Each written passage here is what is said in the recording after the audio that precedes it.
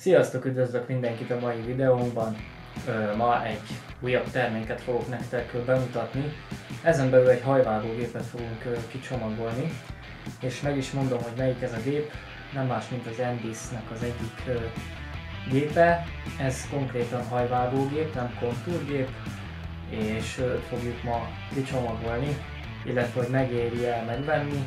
Nyilvánvalóan ez egy hosszabb használat után fog majd csak kiderülni, viszont én kíváncsi vagyok, hogy mit tud ez a gép. Egyszer próbáltam egyébként, reméljük, hogy jó lesz, megnézzük, hogy mit tud, mit tartalmaz, mennyivel másabb, mint a VAL Magic Clip, őről még nem készítettem videót, rengetegen csináltak egyébként szerintem már így a hazai berkeken belül is ilyen fodrászok videót ezekről a kis gépekről, de az Endis-ről nem nagyon láttam sok tartalmat.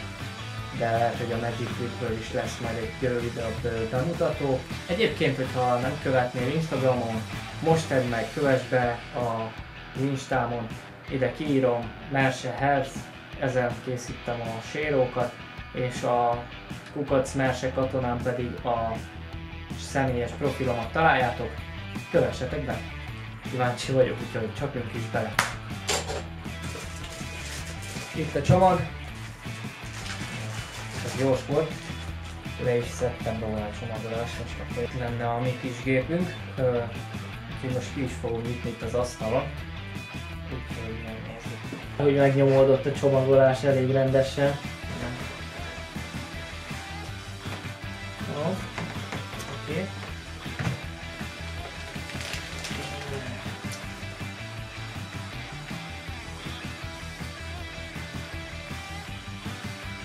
Jó fogása van ide elsőre.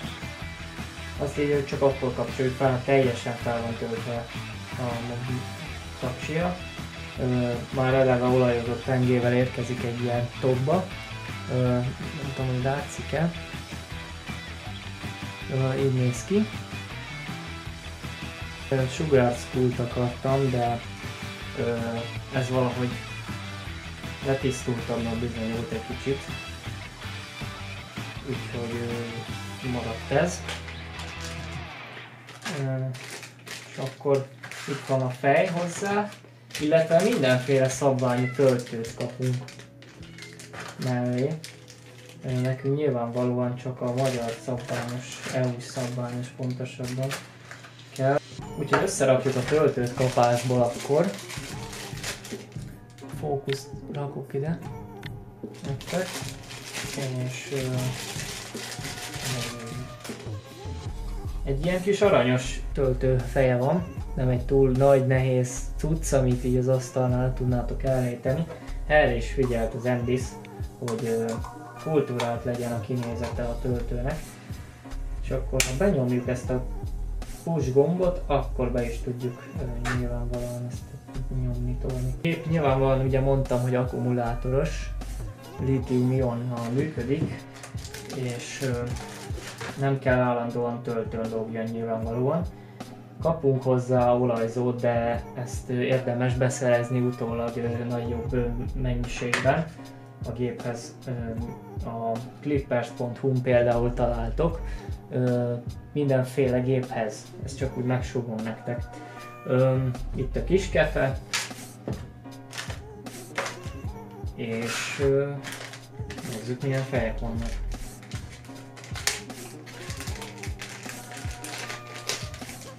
Érdekes, hogy ilyen szürkés dizájn van.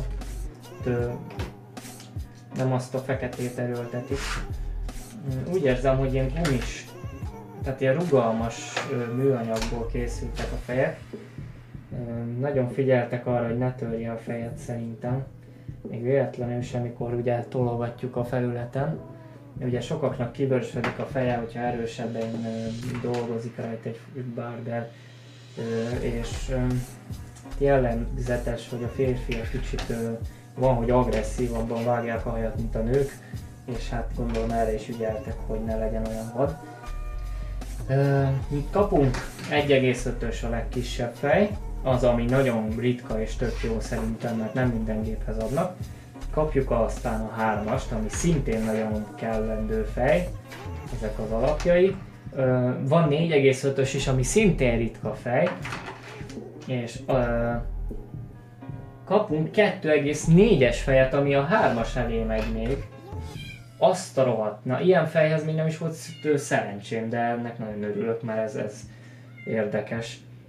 És egy 6-os fej a legnagyobb. Ez egyébként egy átmenetvágógép, tehát konkrétan nagyjából arra való, hogy itt is van a nevében, hogy Cordless Pro Fade, tehát a fade átmenetre való, és a macska egyfolytában bőg, mert nem érti meg, hogy most videózom.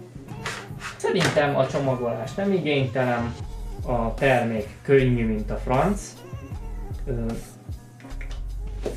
Már megijedtem, hogy kotyog a gép, de csak rájöttem, hogy ugye a pengevédő kupak zörgött. Könnyű, tényleg könnyebb, mint a Magic Clip, így első fogásra, és van az állítható billenő kapcsolónk.